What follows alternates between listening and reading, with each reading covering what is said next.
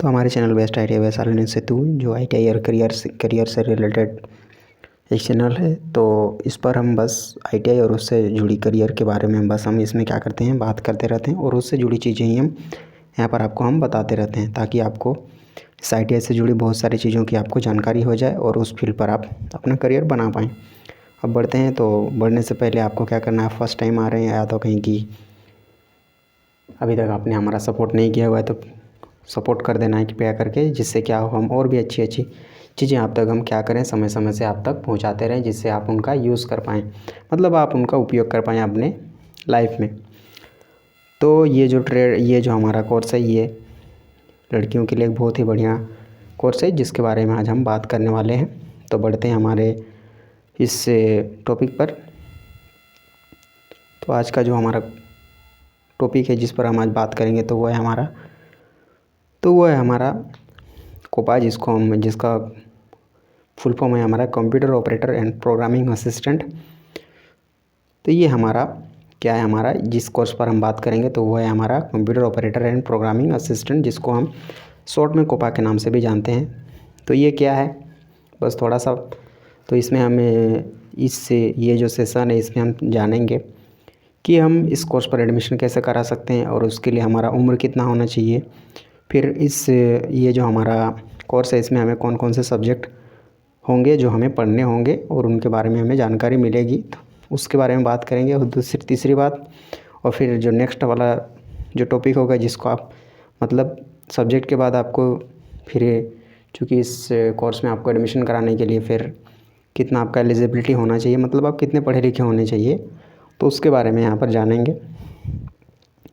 तो बस एक शॉर्ट फॉर्म में कहा जाए तो इसको, जैसे कि हमारे पास वेबसाइट्स होते हैं, अलग अलग जो वेबसाइट्स होते हैं, जैसे क्या होता है youtube.com, facebook.com, या तो इस तरह से जो वेबसाइट्स हो गए, या तो कहीं की और भी वेबसाइट्स होते हैं। तो उनको जो बनाने के लिए जो हमारा प्रोग्रामिंग लैंग्वेज हमें सिखाया जाता है, जिस प्रोग्रामिंग लैंग्वेज के द्वारा हम क्या करते हैं, उस वेबसाइट को बनाते हैं, जिसमें से आते हैं हमारे जावास्क्रिप्ट, CSS और HTML। तो ये हमारे जो कुछ प्रोग्रामिंग लैंग्वेजेस हैं, जो प्रोग्रामिंग करने के लैंग्वेज हैं मतलब, तो उनके बारे में यहाँ पर बढ़िया से समझाया गया है, ताकि आप एक वेबसाइट बढ़िया से बना पाएँ। तो एक बढ़िया चीज़ है, यदि आप इस फील्ड में जाना चाहते हैं तो ये आपके लिए बहुत ही बढ़िया वाला कोर्स है। दूसरी बात ये हो गया। अब ये सारी चीज़ें होगी, अब बढ़ते हैं। और दूसरी बात ये होता है कि चूँकि कंप्यूटर जो होता है उसको कुछ आता वाता है नहीं।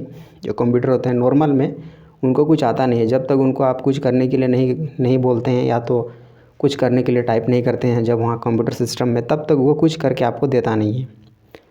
अब नॉर्मल में ब्राउज़र खोल के बस रखते हैं, तो उसमें से बहुत सारी चीज़ें आप तक ऑटोमेटिक आप तक नहीं पहुंचती है, जब तक आप उस पर कुछ बोल के उसको बोलते नहीं हैं, जब तक कुछ करने के लिए, या तो उस पर कुछ टाइप करके उसको जब तक कमांड आप नहीं देते हैं, तब तक वो आपके लिए कुछ कर नहीं देता है। तो सारी चीज़ों को जो प्रोग्रामिंग लैंग्वेजेस होते हैं उसमें से वही है, उसमें सारी चीज़ों को कंप्यूटर को पहले से सिखा दिया जाता है कि क्या है क्या नहीं, और फिर जाके जब हम उसका यूज़ करते हैं उस लैंग्वेज का, तो फिर चीज़ें हमारे लिए बनती जाती है। तो वही वेबसाइट्स को कैसे बनाना होता है वो सारी चीज़ों के बारे में आपको सिखाया जाएगा। उसके साथ ये जो HTML हो गया, CSS और जावास्क्रिप्ट, ये जो लैंग्वेजेस हैं इनके बारे में और वेबसाइट बनाने के बारे में आप सीखते हैं। अब बढ़ते हैं नेक्स्ट टॉपिक पर। तो इसके साथ ही साथ ये सारी चीज़ें आपको क्या मिलेंगी, हिंदी में एकदम मिलेंगी, आपको कोई दिक्कत वाली बात नहीं है, और सारी चीज़ें एकदम सिंपल वर्ड में आपको मिलेंगी। अब बढ़ते हैं हमारे टॉपिक पर। सबसे पहला था एज हमारा की है, जिसमें इस ट्रेड में मतलब इस कोर्स में आपको जाने के लिए सबसे पहला जो एज होना चाहिए वो कितना होना चाहिए, तो 14 से लेकर के 40 साल होना चाहिए, 14 से लेकर के 40 ईयर्स तक होना चाहिए।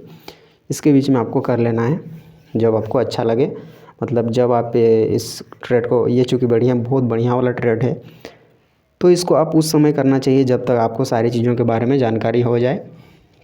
प्रोग्रामिंग लैंग्वेज क्या है, उसमें उसको कैसे ही बढ़िया से उस पर हम अपना करियर बना सकते हैं, सारी चीज़ों को ध्यान में रख कर ही एक सही समय पर सही समय को देख करके 14 से लेकर के 40 साल के बीच में आपको ये कर लेना है, ताकि जिससे क्या हो, आपको हर जगह पर मतलब सरकारी कंपनियां हो या तो गैर सरकारी कंपनियां हो, कहीं पर भी जाने में आपको कोई प्रॉब्लम या कहीं की कोई दिक्कत ना हो पाए।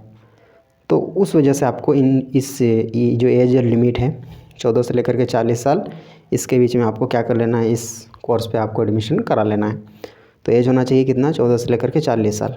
आप 40 साल में भी जब आप इसको करने जाते हैं तो उस समय भी आपको बहुत सारा बेनिफिट नहीं मिलता है, क्योंकि क्या होता है, बहुत सारे गवर्नमेंट जॉब्स या नॉन गवर्नमेंट जॉब्स आपके लिए आपको नहीं मिलते हैं।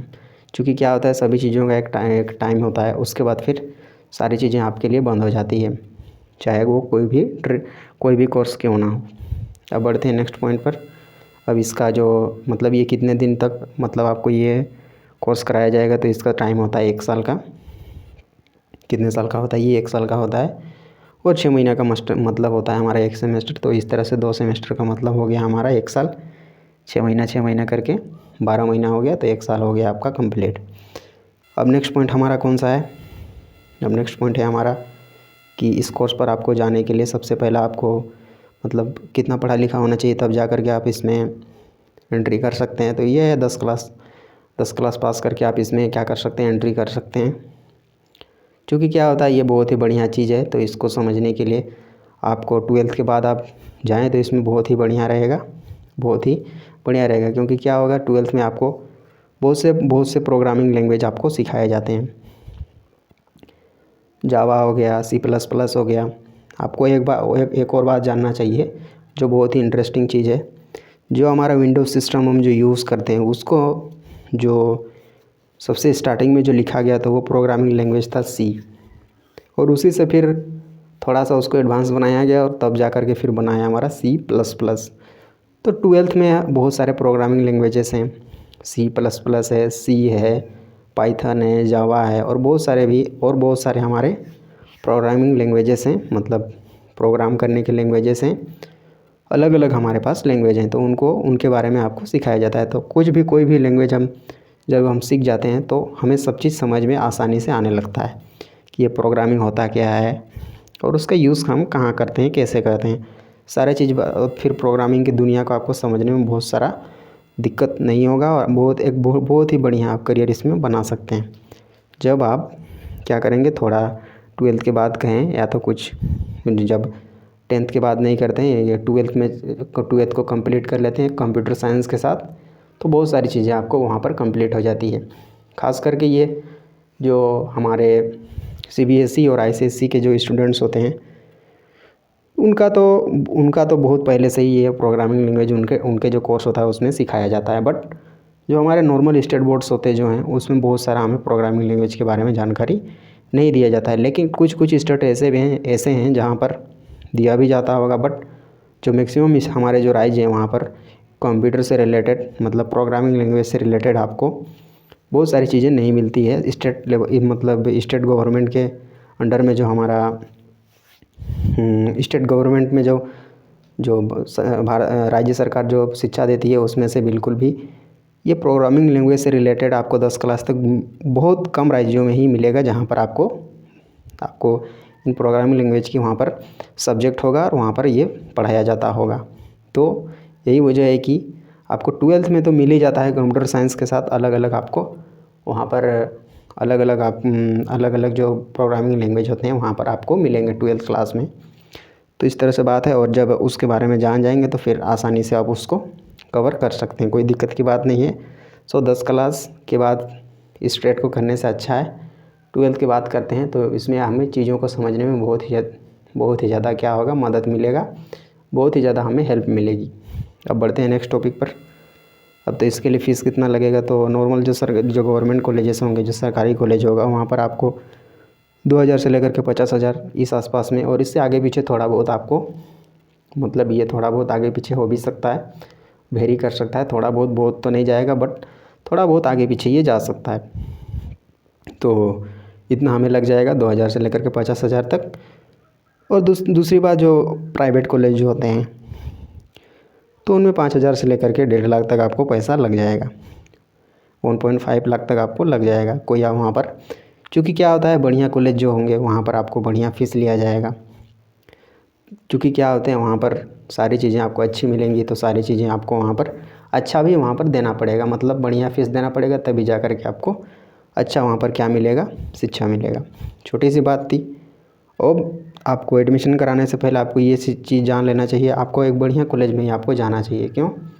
वहाँ पर आपको सारी चीज़ें बढ़िया से सिखाई जाएंगी, टीचर आपके बढ़िया मिलेंगे, प्रैक्टिकल के लिए लैब की फैसिलिटी होगी बढ़िया, और बहुत सारी चीज़ें आपको मिलेंगी, और एकदम क्वालिफाइड मतलब बहुत ही ज़्यादा पढ़े लिखे आपको वहाँ पर आपको टीचर मिलेंगे आपको पढ़ाने के लिए। तो आपको बहुत अच्छे से समझाएंगे, जिससे आप सारी चीज़ों को आसानी से समझ सकते हैं और फिर अपना करियर में मतलब अपना करियर बहुत ही अच्छा बना सकते हैं जब आप बढ़िया कॉलेज में जाएंगे तब। लेकिन वहीं पर कुछ कॉलेज ऐसे भी होते हैं जो कि एडमिशन कराने के बाद आपको जाने की कोई ज़रूरत नहीं है, बस आपको सर्टिफिकेट मिल जाएगा, बस आपको एग्ज़ाम देना है फिर सर्टिफिकेट मिल जाएगा। तो उस तरह के कॉलेजेस में आपको बिल्कुल भी एडमिशन नहीं लेना है, जिससे क्या होगा, आपका करियर तो गया ही गया, फिर आप कुछ भी नहीं सीख पाएंगे। तो फिर ये स्ट्रेट का करने का आपको कोई फ़ायदा नहीं मिल पाएगा। अब बढ़ते हैं नेक्स्ट पॉइंट पर हमारा। अब नेक्स्ट पॉइंट है हमारा कि अभी स्ट्रेट में आपको मतलब ये जो कोर्स है इस पर आपको एडमिशन कैसे मिलेगा। तो सबसे पहला जो होता है, कहीं कहीं पर डायरेक्ट भी आपका हो जाता है, कहीं कहीं पर कोई आपको एग्ज़ाम नहीं लिया जाएगा वो, लेकिन वहाँ सीधे आपको वहाँ पर एडमिशन मिल जाएगा। और दूसरे क्या होते हैं, नंबर बेसिस पर भी कहीं कहीं पर एडमिशन होता है, नंबर आधारित। और फिर कहीं कहीं पर क्या होता है, हमारा टेस्ट होता है, एंट्रेंस टेस्ट, जो राज्य सरकार लेती है। अलग अलग राज्य में इसका अलग अलग नाम है। तो अलग अलग सरकारी मतलब अलग अलग राज्य की सरकार जो होती क्या आती है, उसमें अलग अलग डिपार्टमेंट होता है इन एग्ज़ाम्स को लेने के लिए, ताकि आप इन कोर्सों में मतलब ये जो कोर्स है इस पर आप वहाँ पर एडमिशन ले पाएँ इसके लिए। और उसके वहाँ पर जितना आप नंबर लाएंगे और उसके आधार पर जो लिस्ट बनेगा उसको मतलब उसके आधार पर आपको वहाँ पर फिर एडमिशन मिल जाएगा। तो ये बात होता है। अब बढ़ते हैं नेक्स्ट पॉइंट पर हमारा। अब नेक्स्ट पॉइंट है कि इस कोर्स में आपको सब्जेक्ट कौन कौन से पढ़ने पड़ेंगे। सबसे पहले ट्रेड थ्योरी के बारे में, ट्रेड थ्योरी मिलेगा, मतलब ये जो कोर्स है उससे संबंधित सारी चीज़ों के बारे में आपको जानकारी दिया जाएगा। वहाँ पर बहुत सारी चीज़ें हैं, कंप्यूटर से रिलेटेड बहुत सारी चीज़ें हैं, प्रोग्रामिंग है, डाटाबेस मैनेजमेंट सिस्टम उसके बारे में, फिर माई एसक्यूएल ये जो हमारा, तो माई एसक्यूएल के बारे में आपको सिखाया जाएगा, CSS, जावास्क्रिप्ट, पाइथन, ये सारी चीज़ों के बारे में आपको इसमें सिखाया जाता है, HTML, इन सारी चीज़ों के बारे में आपको, और कंप्यूटर सिस्टम के बारे में बेसिक से लेकर के बहुत सारी चीज़ें तक आपको सिखाया जाता है इसमें। अब नेक्स्ट पॉइंट है हमारा कि इसी से चीज़ें जो ट्रेड थ्योरी में आपको सिखाई जाएंगी उसी का आपको प्रैक्टिकल भी यहाँ पर किया जाएगा, जिसको प्रैक्टिकल या तो कहेंगे प्रोफेशनल स्किल के नाम से भी हम जानते हैं। अब नेक्स्ट पॉइंट है हमारा एम्प्लॉयबिलिटी स्किल में यही सिखाया जाता है। इसमें कुछ महत्वपूर्ण पॉइंट्स होते हैं जिसको आप यहाँ पर सिखाया जाता है। सबसे पहले फर्स्ट में है आपका इंग्लिश के बारे में सिखाया जाता है, जो इंग्लिश लिटरेसी है, इंग्लिश का जो ज्ञान, मतलब इंग्लिश आपको सबसे पहले सीखना ही होगा। क्योंकि क्या है, आज का दुनिया में चूँकि सारी चीज़ें टेक्नोलॉजी क्या होता है, जो हमारा एडवांस जो चीज़ें हैं वो हमारी इंग्लिश में बहुत ही बढ़िया से काम करती हैं, और आपको हर जगह पर हिंदी नहीं मिलता है। तो इस वजह से आपको क्या करना है, सबसे पहले तो टेक्नोलॉजी का दुनिया में जब हम जाते हैं तो सबसे पहले आपको इंग्लिश आपको सीखना सबसे ज़रूरी होता है। और जितने भी हमारे प्रोग्रामिंग लैंग्वेजेस हैं आपको इंग्लिश में बहुत बढ़िया से मिलेंगे। और भी हमारे दूसरे लैंग्वेजेस में मिलते हैं, बट हमें ना तो चाइनीज आता है, ना तो रशियन आता है, और ना ही हमें फ्रेंच लैंग्वेज आता है। बस हमें आता तो आता है बस, मतलब जो इंटरनेशनल लेवल की जो चीज़ें हैं उसमें से बस वही है। तो चाइनीज़ है हमारा, रशियन है हमारा, जापानीज़ है, तो इन और फिर फ्रेंच है। तो इन चीज़ों में ये प्रोग्रामिंग लैंग्वेज आपको मिलेंगे, लेकिन जो सबसे आसान आपके लिए होगा तो वो आपका इंग्लिश लैंग्वेज ही होगा, क्योंकि सारी चीज़ें आपको इंग्लिश में बहुत ही ज़्यादा आसान लगेंगी, और इंग्लिश बहुत ही ज़्यादा टफ लैंग्वेज आपका नहीं है। तो उसके बारे में दिया जाएगा फिर नेक्स्ट लेवल पर हमको, कि आपको कम्युनिकेशन स्किल के बारे में कैसे बातचीत करना है।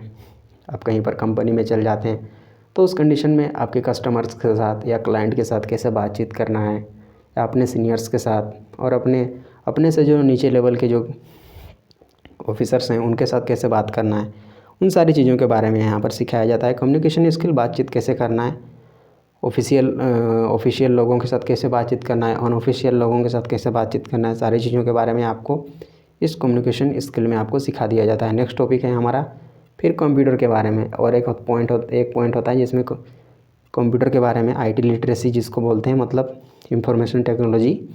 तो कंप्यूटर सिस्टम के बारे में आपको सारा चीज़ इसमें जानकारी दिया ही जाएगा, क्योंकि ये मतलब ये जो कोर्स है आपका कंप्यूटर से रिलेटेड तो है ही, उसके बाद भी ये जो एम्प्लॉयबिलिटी स्किल होता है इसमें आपको ये चीज़ मिलता है आईटी लिटरेसी करके, जिसमें कंप्यूटर और कंप्यूटर सिस्टम से रिलेटेड बहुत सारी चीज़ें आपको सीखने के लिए मिल जाती है।